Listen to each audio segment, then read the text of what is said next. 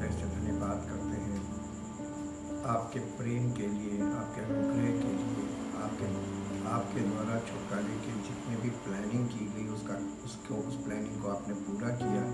इन सब बातों के लिए आपका धन्यवाद करते हैं और सबसे ज़्यादा धन्यवाद करते हैं प्रभु कि आपने सब कुछ पूर्ण करके हम मनुष्यों के लिए रास्ता खोल दिया और हमें सहायता देने के लिए पवित्र आत्मा दिया और अपना पवित्र वचन हमारे पास दे दिया, ताकि प्रभु आपके वचन को आपके आत्मा के द्वारा हम प्राप्त करें और उसके द्वारा हमें समझ मिले, प्रकाश मिले आत्मा का, ताकि हम स्पिरिचुअल रेल्म में आगे बढ़ सकें और वो योजना जो आपने हमारे लिए बनाई है, जो आत्मिक तौर पे हमारे जीवन में पूरी होनी है, वो पूरी हो और हमारा जीवन आपकी महिमा का कारण बने। धन्यवाद करते हैं सब बातों के लिए। इस प्रार्थना को आपके इकलौते पुत्र प्रभु यीशु मसीह के नाम से मांगते हैं, आमीन। सबको जय मसीह की। परमेश्वर का धन्यवाद करते हैं क्योंकि परमेश्वर बहुत बहुत महान है और उसकी महानता बहुत अद्भुत है, उसके कार्य अद्भुत और निराले हैं। वो जो विचार बनाता है और जो योजनाएं बनाता है हमारे लिए, वो हानि की नहीं वरन लाभ ही की है। और जब हम उन योजनाओं को उसकी आत्मा के द्वारा जानते हैं तो हमको उसका लाभ मिलता है, क्योंकि परमेश्वर की सारी योजनाएं हम सब मनुष्यों के लिए है, लेकिन कंडीशन सिर्फ इतनी है कि वो हमें आत्मिक जीवन में प्राप्त होगी। हमारी आत्मा के द्वारा जब हम चलेंगे, आत्मिक जीवन में हम उन चीज़ों का लाभ उठा सकते हैं। आज हम आपके बीच में दीपदान, लैंप स्टैंड जो मंदिर के अंदर मौजूद था, हम अंदर के विषय में देख रहे हैं। कल हमने मेज़ के विषय में देखा था, रोटी के विषय में देखा था। आज दीपदान और रोशनी के विषय में देखेंगे, जो प्रकाश उस दीपक से मिलता था। उसके बारे में निर्गमन की पुस्तक 25 अध्याय के 31 पद से, सोने का दीवट, फिर चोखे सोने की एक दीवट बनवाना, सोना ढलवा कर वो दीवट पाए और डंडे सहित बनाया जाए। उसके पुष्प कोश, गांठ और फूल सब एक ही टुकड़े के बने हों और उसके किनारों से 6 डालियां निकले। 3 डालियां तो दीवट के एक ओर से और 3 डालियां उसके दूसरी ओर से निकली हुई हों। एक एक डाली में बादाम के फूल के समान 3-3 पुष्पकोश, एक एक गांठ और एक एक फूल हो।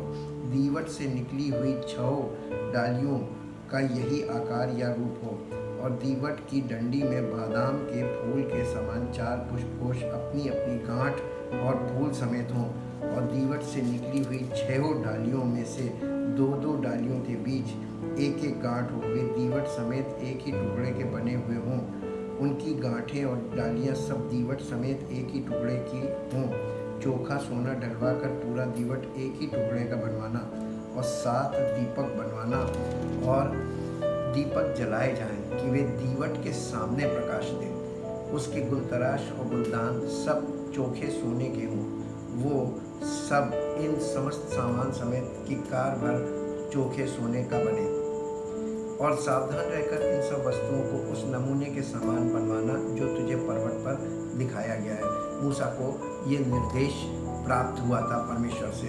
हम परमेश्वर का धन्यवाद करते हैं जब हम आत्मा में प्रवेश करते हैं, हमारी आत्मा पवित्र आत्मा के साथ परमेश्वर की उपस्थिति में प्रवेश करती है, तब वहाँ पर हमको जीवन की रोटी मिलती है। जैसा कि हमने कल बताया था, वहाँ पर अंदर रोटी की मेज़ लगी होती थी।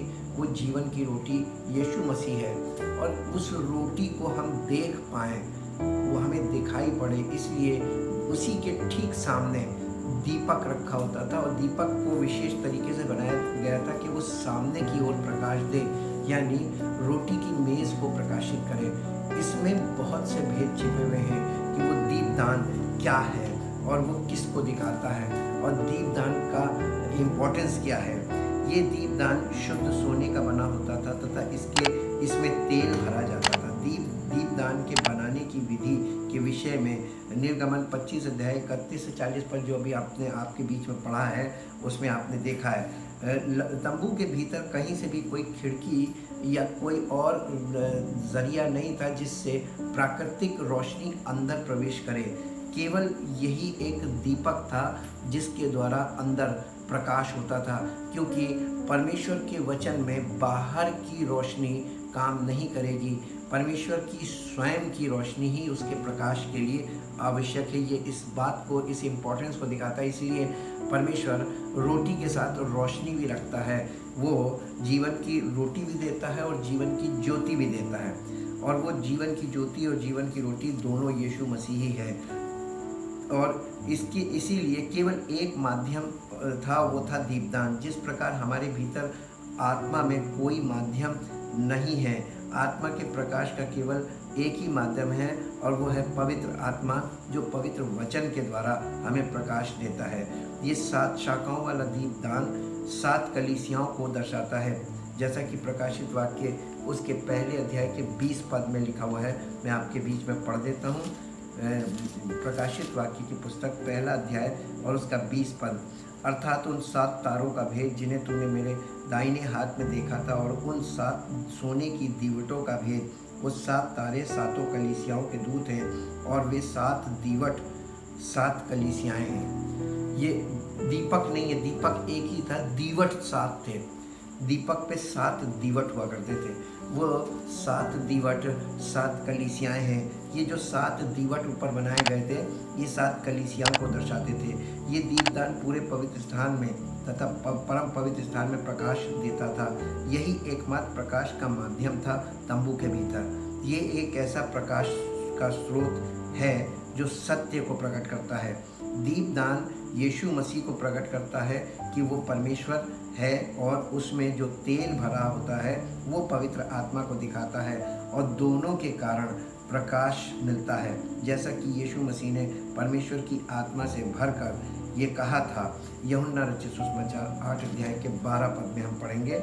यूहन्ना रचित सुसमाचार 8 अध्याय और उसके 11 पद में यहाँ पर यीशु मसीह ने ऐसा कहा था।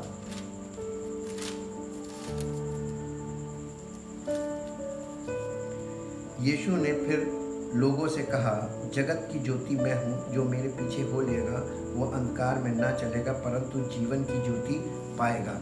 ये यीशु मसीह ने कहा था, क्योंकि वो जीवन की ज्योति है।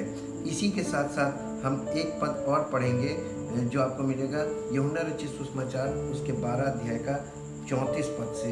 यूहन्ना रचित सुसमाचार 12 अध्याय और उसका 34 पद से पढ़ेंगे।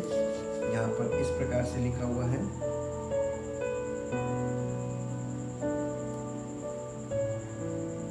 34 पद से, इस पर लोगों ने उससे कहा, हमने व्यवस्था की ये बात सुनी है कि मसीह सर्वदा रहेगा, फिर तू क्यों कहता है कि मनुष्य के पुत्र को ऊंचे पर चढ़ाया जाना अवश्य है? ये मनुष्य का पुत्र कौन है?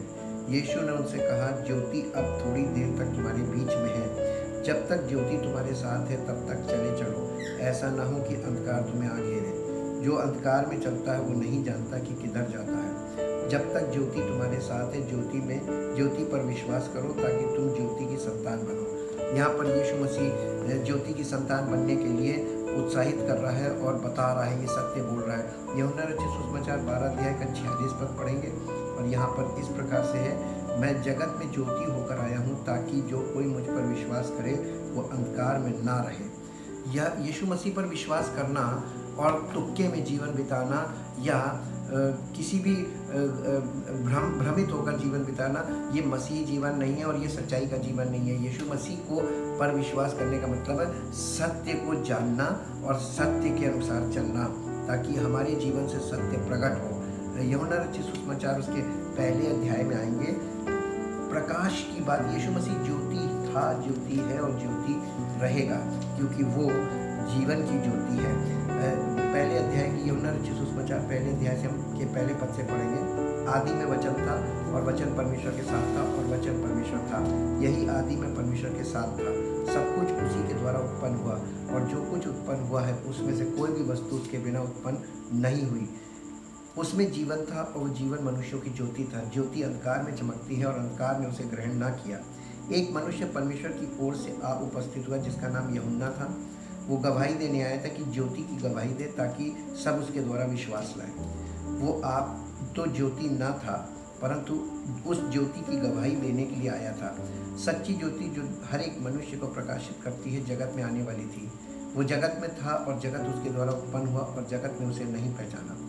वो अपनों के घर आया और उसके अपनों ने उसे ग्रहण नहीं किया, परंतु जितनों ने उसे ग्रहण किया उसने उन्हें परमेश्वर की संतान होने का अधिकार दिया, अर्थात उन्हें जो उसके नाम पर विश्वास रखते हैं। प्रभु यीशु मसीह पर विश्वास रखना यानी ज्योति प्राप्त कर लेना है। और ज्योति प्राप्त करने का मतलब कि हमारे जीवन से वो ज्योति प्रकट होनी चाहिए। इसीलिए उसने कहा था कि पहले कहा मैं जगत की ज्योति हूँ, और उसके बाद उसने कहा तुम जगत की ज्योति हो। हमें वो ज्योति बनाना मांगता है, और हमारा विश्वास अगर उस पर है तो हमारे जीवन में वो ज्योति होगी, ये प्रमाणित है। आज हमारे लिए शुभ समाचार ये है कि यीशु मसीह ने अपनी मृत्यु के द्वारा वो पर्दा जो परम पवित्र स्थान और पवित्र स्थान दोनों को अलग करता था वो फटकर हटा दिया। अब हम और आप पवित्र आत्मा के द्वारा हमारी आत्मा परमेश्वर की उपस्थिति में प्रवेश कर सकती है, जैसा कि इब्रानियों 10 अध्याय उसके 19 पद में लिखा हुआ है। इब्रानियों की पत्री 10 अध्याय और उसके 19 पद में, इसलिए हे भाइयों, जब हमें यीशु के लहू के द्वारा उस नए और जीवते मार्ग से पवित्र स्थान में प्रवेश करने का हियाव हो गया है, जो उसने पर्दे अर्थात अपने शरीर में से होकर हमारे लिए अभिषेक किया है, और इसलिए कि हमारा ऐसा महान याजक है जो परमेश्वर के घर का अधिकारी है, तो आओ हम सच्चे मानो पूरे विश्वास के साथ और विवेक का दोष दूर करने के लिए हृदय पर छिड़काव लेकर और देह को शुद्ध जल से धुलवाकर परमेश्वर के समीप जाएं। यहाँ पर हमको कितनी तैयारी के साथ उसमें प्रवेश करना है पवित्र स्थान में, और ये प्रवेश आत्मा के द्वारा प्रवेश, हमारी आत्मा वहाँ पे प्रवेश कर सकती है। इसलिए यीशु मसीह का बलिदान हमें आत्मिक करने के लिए बहुत ज़रूरी था, ताकि हम पाप मुक्त हों और पवित्र आत्मा के भागीदार हों, ताकि पवित्र आत्मा हमें हमारी आत्मा को तैयार करें और हमें परमेश्वर की उपस्थिति में हमारी आत्मा को लेकर जाए, ताकि हम मसीह के साथ स्वर्गीय स्थानों का आनंद उठा सकें। जो आशीषें कलीसिया को मिली हुई है वो आशीषें हम उनको प्राप्त कर सकें और उसका आनंद उठा सकें। अतः हम ज्योति में चलने वाले बने, क्योंकि पहला यूहन्ना 1 अध्याय और उसके 5 पद में इस प्रकार से लिखा हुआ है। पहला यूहन्ना उसका 1 अध्याय और उसके 5 पद में यहाँ से हम पढ़ेंगे, ज्योति में चलना। जो समाचार हमने उससे सुना और तुम्हें सुनाते हैं वो ये है कि परमेश्वर ज्योति है और उसमें कुछ भी अंधकार नहीं। यदि हम कहें कि उसके साथ हमारी सहभागिता है और फिर अंधकार में चलें तो हम झूठे हैं और सत्य पर नहीं चलते। पर यदि जैसा वो ज्योति में है वैसे ही हम भी ज्योति में चलें तो एक दूसरे से सहभागिता रखते हैं, और उसके पुत्र यीशु का लहू हमें सब पापों से शुद्ध करता है। ये ज्योति में चलना अत्यंत आवश्यक है। आत्मा में चलना और ज्योति में चलना दोनों एक ही बात है। हम ज्योति में ऐसे शारीरिक तौर पर नहीं चल सकते। हम पवित्र आत्मा के अनुसार जब हमारी आत्मा चलने लगती है, हम आत्मा में जब पवित्र आत्मा की अगुवाई में चलने लगते हैं, इसी को कहते हैं ज्योति में चलना और ज्योति के अनुसार चलना। यही तो वो हमारे जीवन में करना चाहता था। पर दीपदान और पवित्र आत्मा ये दोनों का बहुत खास संबंध है। दीपदान यीशु मसीह को दिखाता है और उसमें जो तेल था वो पवित्र आत्मा को दिखाता है। यीशु मसीह को पवित्र आत्मा से और यीशु मसीह को पिता से अलग नहीं किया जा सकता।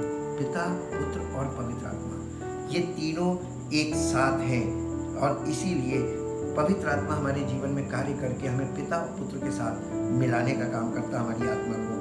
दीपदान शुद्ध सोने का बना था, जो कि यीशु मसीह के परमेश्वर के स्वरूप को प्रकट करता है, और 7 शाखाएं पवित्र आत्मा के 7 गुणों को प्रकट करती है। यशायाह नबी की पुस्तक उसके 11 अध्याय और उसका 1-2 पद हम पढ़ेंगे।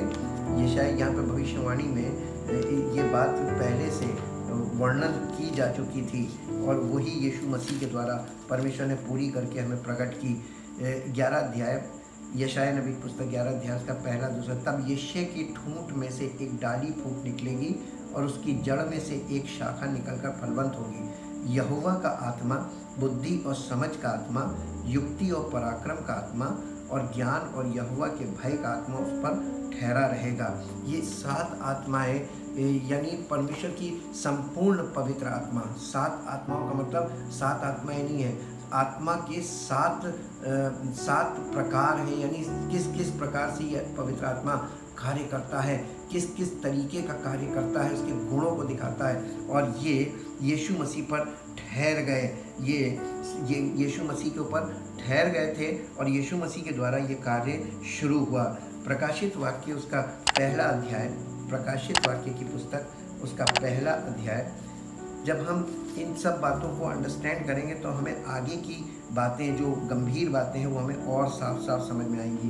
पहले अध्याय का 4 पद पढ़ेंगे। यूहन्ना की ओर से एशिया की 7 कलीसियाओं के नाम, उसकी ओर से जो है और जो था और जो आने वाला है, और उन 7 आत्माओं की ओर से जो उसके सिंहासन के सामने हैं, और यीशु मसीह की ओर से जो विश्वास योग्य साक्षी और मरे हुओं में से जी उठने वालों में पहलौठा और पृथ्वी के राजाओं का हाकिम है, तुम्हें अनुग्रह और शांति मिलती रहे। यहाँ पर फिर से यही 7 आत्माएं जो भविष्यवाणी में बताया था वो यीशु मसीह पे ठहर गई थी, और प्रकाशित वाक्य उसे यीशु मसीह पे दिखाता है। प्रकाशित वाक्य का 3 अध्याय का पहला पद, यहाँ पर आप फिर देखेंगे, सरदीस की कलीसिया के दूत को ये लिख, जिसके पास परमेश्वर की 7 आत्माएं और 7 तारे हैं, वो ये कहता है कि मैं तेरे कामों को जानता हूँ, तू जीवित तो कहलाता है पर है मरा हुआ। ये कलीसिया को चिट्ठी लिखी जा रही है। आज बहुत सी कलीसियाएं दिखती तो है, लगता तो है वो जीवित हैं, लेकिन प्रभु यीशु मसीह उन्हीं को बोल रहा है कि तुम दिखती तो जीवित हो लेकिन हो मरी हुई। You are dead in spirit, यानी शारीरिक तौर पर तो सब कुछ दिख रहा है लेकिन आत्मिक तौर पर सब डेड हैं। प्रकाशित वाक्य उसके 4 अध्याय के 5 पद में फिर से इस प्रकार से लिखा हुआ है। 4 अध्याय उसका 5वां पद, उस सिंहासन में से बिजलियां और गर्जन निकलते हैं और सिंहासन के सामने आग के 7 दीपक जल रहे हैं, वे परमेश्वर की 7 आत्माएं हैं। यहाँ पर फिर से इस बात को दर्शाया गया है। हम परमेश्वर का धन्यवाद करते हैं। अतः दीपदान प्रभु यीशु मसीह तथा पवित्र आत्मा दोनों का मिला हुआ रूप है, इन्हें अलग नहीं किया जा सकता। रोमियो की पत्री उसके 8 अध्याय के 9 पद में इस प्रकार से लिखा हुआ है। रोमियो की पत्री 8 अध्याय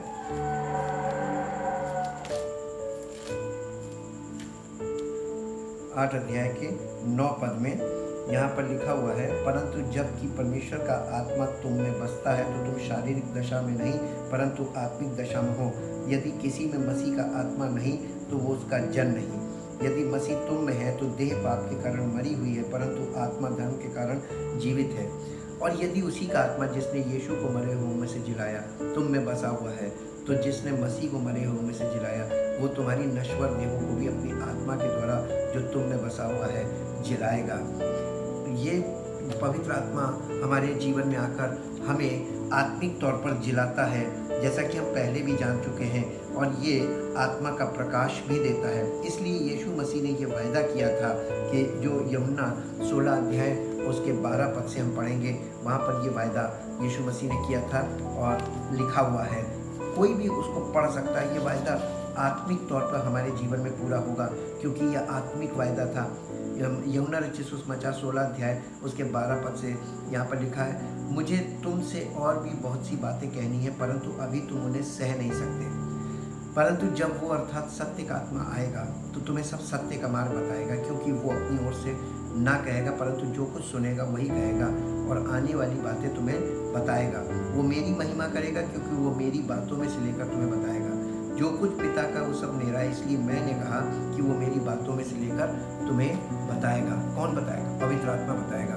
देखिए, रोटी के सामने रोशनी पड़ रही थी। ये रोशनी ही है जो हमको रोटी से मिलाती है, रोटी को दिखाती है और हमको रोटी को प्रकट करती है हमें। इसीलिए परमेश्वर का आत्मा हमें वचन को प्रकट करता है और वचन के द्वारा वो हमें जीवन की ज्योति देता है और जीवन की रोटी को प्रकट करता है ताकि हम उसमें भागीदार हो सकें।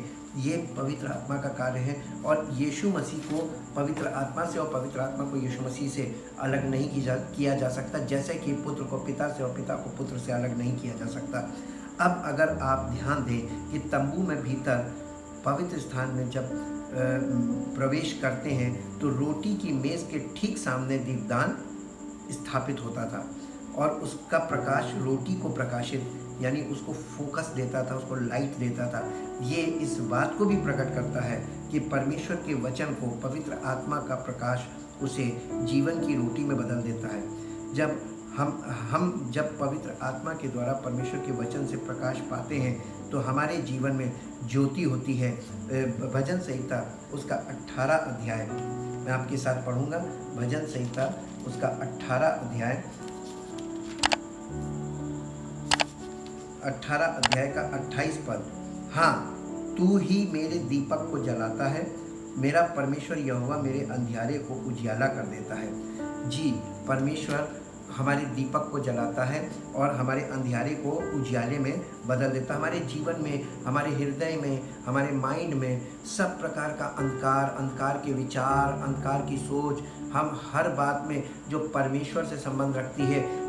सबको ये तो मालूम है कि परमेश्वर आत्मा है, लेकिन किसी को आज तक ये कंफर्म नहीं है कि परमेश्वर का आत्मा कैसा है, उसका चरित्र कैसा है, उसका स्वभाव कैसा है, उसकी वो किस प्रकार के कार्य करता है। इस मामले में सब लोग कुछ ना कुछ तुक्केबाजी करते रहते हैं, अपने विचारों का, सांसारिक विचारों का प्रयोग करते हैं परमेश्वर की आत्मा को बूझने के लिए, और उसके विषय में तमाम बातें ऐसी बोलते हैं जो नहीं बोलनी चाहिए। परमेश्वर ऐसी आत्मा है जो प्रकट करता है अपने आप को। शुरू से परमेश्वर अपने वचन में देखिए जाके, शुरू से परमेश्वर अपने आप को प्रकट करता आया है। कभी आग में होकर प्रकट हो रहा है, यीशु मसीह में भी होकर प्रकट हुआ, मंदिर के द्वारा उसने अपने आप को प्रकट किया। सब जगहों से वो अपने आप को प्रकट करता था, और कोई व्यक्ति कभी परमेश्वर को नहीं देखा और ना ही परमेश्वर की ओर ध्यान दिया, बल्कि वो उन चीज़ों में जिसके द्वारा वो प्रकट होता था, उन चीज़ों की वर्शिप करने लगे, उन चीज़ों को पकड़ लिया। और आज भी ऐसे ही हो रहा है। नीति वचन की पुस्तक उसके 20 अध्याय के 27 पद में इस प्रकार से लिखा। सुलेमान ने, जो संसार का बुद्धिमान व्यक्ति था, उसने एक बात यहाँ पर जो लिखी वो परमेश्वर की आत्मा में होकर लिखी। यहाँ पर 27 पद में, 20 अध्याय 27 पद में नीति वचन के लिखा हुआ है, मनुष्य की आत्मा यहोवा का दीपक है, वो मन की सब बातों की खोज करता है। यहोवा का आत्मा यानी परमेश्वर का आत्मा, मसीह का आत्मा, मनुष्य का आत्मा जो है वो मसीह की लिखा हुआ है, मनुष्य का आत्मा यहोवा का दीपक है। यानी हमारी जो आत्मा है वो पहली चीज़ तो निर्जीव अवस्था में है, जो यीशु मसीह के बलिदान के द्वारा हमको छुटकारा मिलता है, और पवित्र आत्मा के द्वारा हमारी आत्मा को जीवन मिलता है। फिर पवित्र आत्मा हमारी आत्मा को शुद्ध करता है और उसको परमेश्वर यहोवा का दीपक बनाता है। दीपक बनने के बाद, अब ये दीपक अभी बुझा हुआ है, इसमें रोशनी नहीं है, पवित्र आत्मा रूपी तेल उस दीपक में आता है और वचन के द्वारा आग आती है, क्योंकि परमेश्वर का वचन आग है। और ये दोनों चीज़ें मिलके इस दीपक को प्रज्वलित करते हैं हमारी आत्मा में। हमारी आत्मा में दीपक जल जाता है। हमारी आत्मा अब बुझा हुआ दीपक नहीं, बल्कि प्रज्वलित दीपक है। इसीलिए लिखा है कि हम लोग पुराने समय में गीत गाते थे कि मेरी बत्ती में तेल दे दे प्रभु, ताकि सुबह तक जलता रहूं। ये जो बत्ती है, बत्ती में तेल दे दे, यानी ये दीपक में, वो दीपक हमारी आत्मा है। हमारी आत्मा में जब पवित्र आत्मा आता है और परमेश्वर के पवित्र वचन के उसके अनुसार सत्य हमें पता चलता है, वचन की सच्चाई पता चलती है, पवित्र आत्मा के द्वारा हमें वचन में गहराई मिलती है और हमें सब कुछ साफ साफ पता चलने लगता है। ये दीपक, हमारा जो आत्मा रूपी दीपक है, ये परमेश्वर की आत्मा के द्वारा प्रज्वलित हो जाता है, जलने लगता है, तब हमारे जीवन से ज्योति निकलती है। इसीलिए परमेश्वर ने हमको, यीशु मसीह ने हमको कहा था कि मैं जगत की ज्योति हूँ, और उसके बाद तो उसने कहा था तुम जगत की ज्योति हो, और तुम्हारा प्रकाश मनुष्यों के सामने चमके, इस प्रकार चमके कि तुम्हारे भले कामों को देखकर तुम्हारे पिता की जो स्वर्ग में है बड़ाई करें। हमारी आत्मा परमेश्वर की उपस्थिति में अंदर प्रवेश कर सकती है, और जो कुछ हमें आत्मा में प्राप्त होता है उसको हम अपने शरीर में, जब हम अपने लोगों के साथ संगति करते हैं, तो उन चीज़ों को हम बांट सकते हैं, ताकि सबका जीवन प्रज्वलित हो, सबके जीवन में ज्योति आए। या इफिसियों की पत्री में चलेंगे। इफिसियों की पत्री में बहुत अच्छी तरीके से पौलुस ने इस चीज़ का कलीसिया को वर्णन करके दिया, और वो हमारे और आपके लिए बहुत 5 अध्याय, इफिसियों की पत्री 5 अध्याय और उसके पहले पद से पढ़ेंगे। इसलिए प्रिय बालकों के समान परमेश्वर का अनुकरण करो और प्रेम में चलो। यहाँ पर परमेश्वर का अनुकरण करो का मतलब है पिता, पुत्र और पवित्र आत्मा। हमें परमेश्वर का अनुकरण करना। परमेश्वर का मतलब पिता, पुत्र और पवित्र आत्मा, और प्रेम में चलो जैसे मसीह ने भी तुमसे प्रेम किया और हमारे लिए अपने आप को सुखदायक सुगंध के लिए परमेश्वर के आगे भेंट करके बलिदान कर दिया। जैसा पवित्र लोगों के योग्य है वैसा तुम में व्यभिचार और किसी प्रकार के अशुद्ध काम या लोभ की चर्चा तक ना हो, और ना निर्लजता, ना मूर्खता की बातचीत, ना ठट्ठे की, क्योंकि ये बातें शोभा नहीं देती, वरन धन्यवाद ही सुना जाए। क्योंकि तुम ये जानते हो कि किसी व्यभिचारी या शुद्ध जन या लोभी मनुष्य की जो मूर्ति पूजक के बराबर है, मसीह और परमेश्वर के राज्य में मीरास नहीं। कोई तुम्हें व्यर्थ बातों से धोखा ना दे, क्योंकि इन्हीं कामों के कारण परमेश्वर का क्रोध आज्ञा न मानने वालों पर भड़कता है। इसलिए तुम उनके सहभागी ना हो, क्योंकि तुम तो पहले अंधकार थे परंतु अब प्रभु में ज्योति हो। अतः ज्योति की संतान के समान चलो, क्योंकि ज्योति का फल सब प्रकार की भलाई और धार्मिकता और सत्य है। और ये परखो कि प्रभु को क्या भाता है। अंधकार के निष्फल कामों में सहभागी ना हो, वरन उन पर उल्हाना दो, क्योंकि उनके गुप्त कामों की चर्चा भी लज्जा की बात है। पर जितने कामों पर उल्हाना दिया जाता है वे सब ज्योति से प्रकट होते हैं, क्योंकि जो सब कुछ प्रकट करता है वो ज्योति है। इस कारण वो कहता है, सोने वाले जाग और मुर्दों में से जी उठ, तो मसीह की ज्योति तुझ पर चमकेगी। इसलिए ध्यान से देखो कि कैसी चाल चलते हो, निर्बुद्धियों के समान नहीं पर बुद्धिमानों के समान चलो। अवसर को बहुमूल्य समझो, क्योंकि दिन बुरे हैं। इस कारण निर्बुद्धि ना हो, पर ध्यान से समझो कि प्रभु की इच्छा क्या है। ये यहाँ पर इसीलिए उभारा जा रहा है कलीसिया को, कि कलीसिया के जो अंग है यानी हम और आप, एक एक व्यक्ति प्रभु के लिए बहुत कीमती है, क्योंकि यीशु मसीह के उस कीमती लहू के द्वारा वो खरीदे हुए हैं, मोल लिए गए हैं। और पवित्र आत्मा उनके जीवन में इसीलिए कार्य कर रहा है ताकि वो जो मोल लिए गए हैं उनको बहुमूल्य बना दे, जैसे सोने से मढ़ दे उनको। पवित्र आत्मा अपने जीवन की ज्योति से हमें भरना चाहता ताकि हमारा जीवन बहुत से लोगों के लिए ज्योति का काम करे। हम लोगों के संपर्क में जाए तो उन्हें रोशनी मिले। परमेश्वर पिता की ओर से जो आत्मिक रोशनी है वो उनके जीवन में हमारे द्वारा पहुंचने पाए और उनको जीवन का प्रकाश मिलने पाए। हम परमेश्वर का बहुत दिल से धन्यवाद करते हैं। उसने सब योजनाएं हमारे और आपके लिए ही तो बनाई। उसने अपने पुत्र को बलिदान हमारे और आपके लिए किया। परमेश्वर ने अपने लिए या अपने पुत्र के लिए कभी कोई काम नहीं किया, कोई योजना नहीं बनाई। उसने सारी योजनाएं हम पापी इंसानों के लिए बनाई ताकि वो हमको अपना बेटा बना सके, अपनी संतान बना सके, और ये सृष्टि का अधिकार हमको दे ताकि हमारा जीवन उसकी महिमा से परिपूर्ण हो और उसका नाम हमारे जीवन से महिमा पाए। आपको 3 बातें बताना मांगते हैं कि हमारा जो उद्धार है उसे पिता ने उसकी योजना बनाई, पुत्र ने उसका दाम चुकाया और पवित्र आत्मा के द्वारा वो हमारे जीवन में लागू की जाती है। इंग्लिश में इस प्रकार कहते हैं, our salvation father planned it, son paid it and holy spirit applied it. पवित्र आत्मा के द्वारा वो चीज़ें हमारे जीवन में एप्लीकेबल होंगी। बिना पवित्र आत्मा के हम परमेश्वर के बारे में सोचना भी और उसके में चलना असंभव है। इसलिए आज अपने जीवन का समर्पण उस वेदी के सामने करें जो प्रभु यीशु मसीह की वेदी है, जहाँ पर यीशु मसीह ने हमारे और आपके पापों के लिए अपने आप को बलि कर दिया और पिता ने अपने पुत्र को बलिदान करके हमारे लिए उसके द्वारा छुटकारा रखा है, जो विश्वास करने से हमको हमारे जीवन में लागू होता है। और ये विश्वास सच्चा विश्वास होना चाहिए, हृदय से विश्वास होना चाहिए, हमारा समर्पण सच्चा होना चाहिए, ताकि उसी समय पवित्र आत्मा आकर हमें आगे ले जाए, हमें शुद्ध करे, हमें धोए और हमें तैयार करे आत्मिक तौर पर।